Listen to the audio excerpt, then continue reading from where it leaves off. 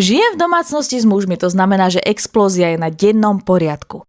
Vždycky si pritom spomeniem na ženy na Islande, pretože v 75. toho taktiež mali plné zuby. Domácnosť, deti navyše boli za rovnakú prácu oveľa horšie zaplatené ako muži.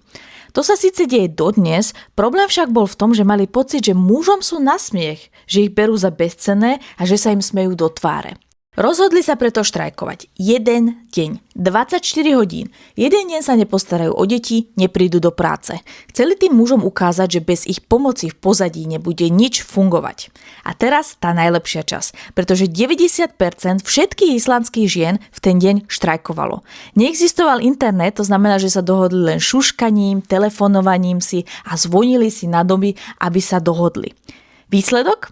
Oficiálne médiá vyhlásili, že Island bol na jeden deň paralizovaný a kopa chlapov prvýkrát v živote prebalovalo svoje deti. Môj obľúbený moment je, keď jeden zubár so smiechom povedal svojej recepčnej, na čo by som ti mal zvýšiť plat za zapisovanie termínov, však to dokáže aj cvičená opica. A samozrejme, bez nej nastal absolútny chaos, plná čakáreň a tento úbohý zubár nevidel, koho a kedy vyšetriť. Keďže sa to nestalo tak dávno, bolo to v 75., veľa žien, čo to zažilo, ešte stále žije a rozprávajú o tomto dni v tomto filme, ktorý môžete pri trošku šťastia vidieť v kine alebo na nete.